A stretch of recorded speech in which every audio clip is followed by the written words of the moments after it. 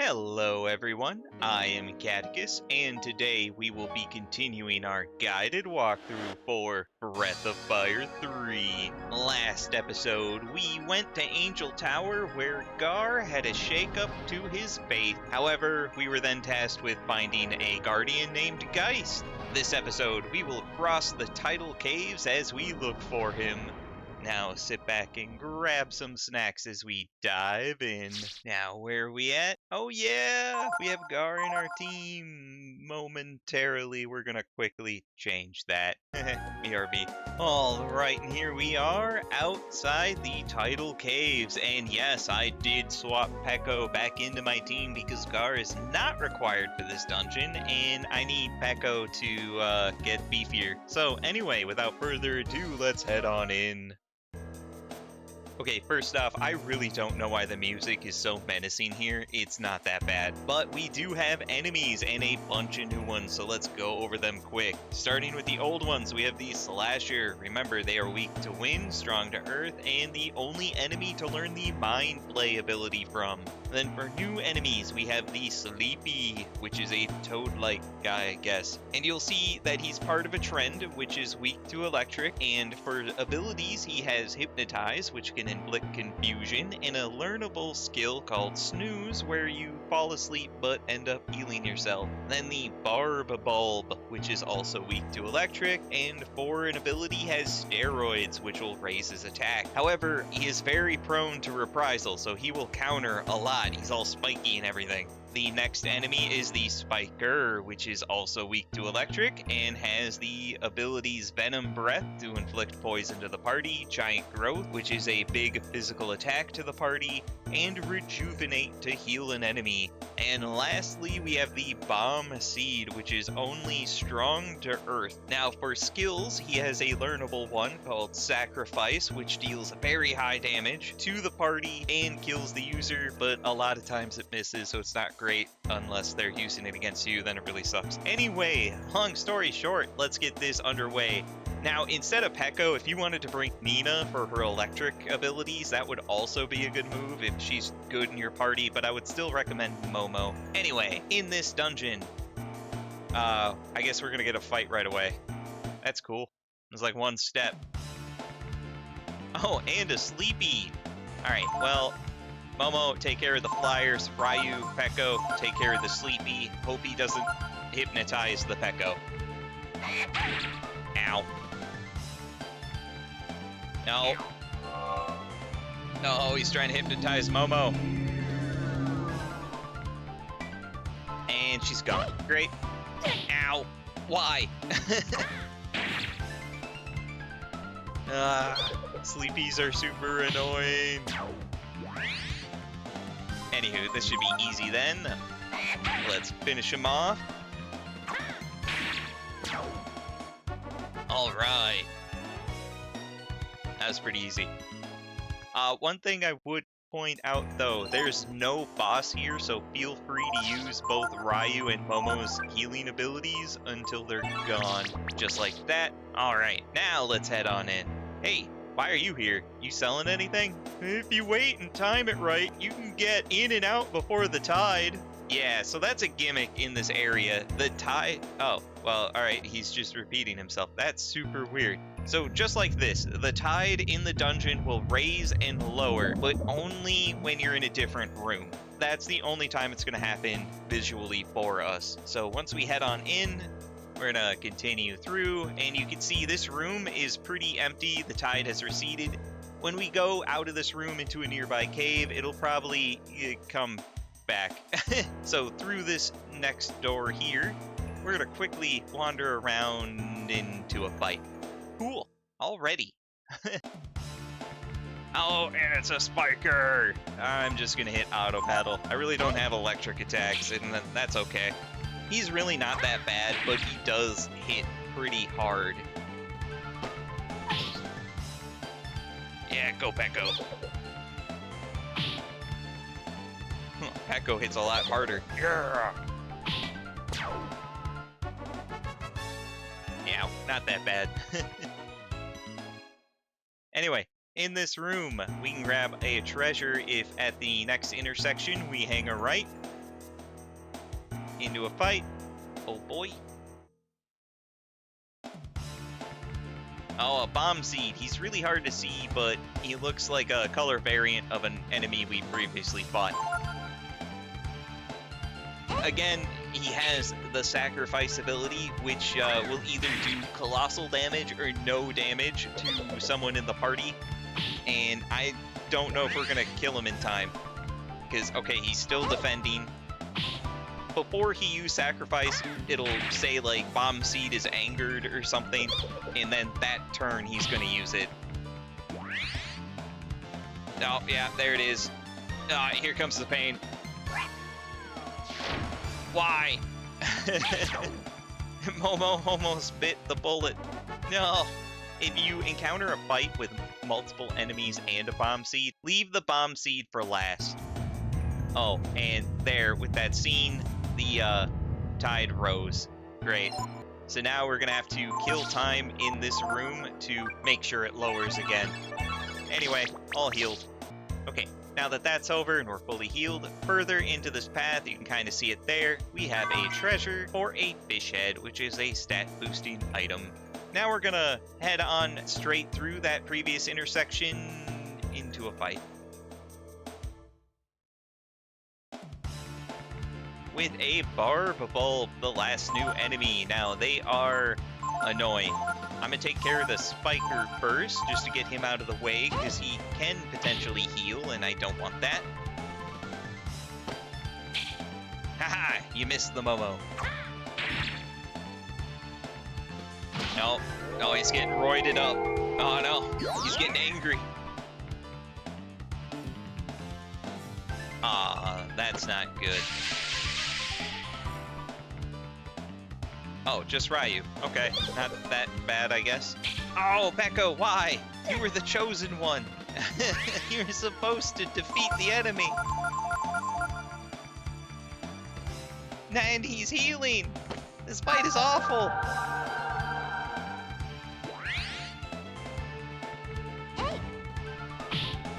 Okay, can you guys finish him off now, please? Thank you. Alright, Peko, give me some big damage.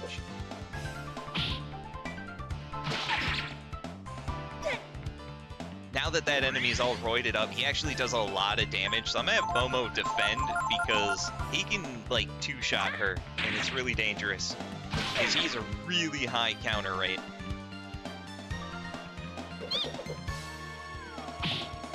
And him constantly defending also sucks.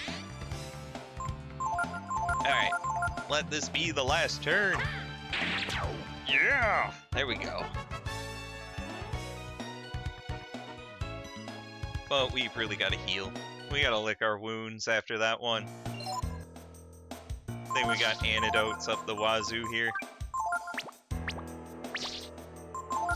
And Momo, can you please heal the Ryu? Thank you. Alright, now regardless of where the tide is, if we go through this door, we can grab a treasure at the upper platform, which contains a coin. Now here's the annoying part. Back in the cave section, we gotta wander around until the tide recedes. BRB. Gall darn sleepy toad confused my Momo. Great, so much fun. Anyway, we technically have to go in this direction here, left at the intersection. Another fight already? Gall darn Spiker, but at least he leveled up my Momo. Look at those gains. Boy, she's smart. Anyway, yeah, we have to wander until the tide recedes, and that means more fighting. So much fun. I like to do my wandering by the exit. BRB. Oh man, that was awful. I think I had my first KO in a fight at the end. Momo got taken out. I had 2 sleepy toads and a bomb seed, and Sleepy's hypnotized Peko, and he had a crit on Momo, and then the next turn the bomb seed came and exploded. That was awful. We gotta heal up real good here. Talk about worst case there. Anyway, what I'm trying to say is I'm going to wander around aimlessly until the tide recedes, and I will meet you back here when that happens. BRB. Oh, Peko leveled up in the meantime. Look at that.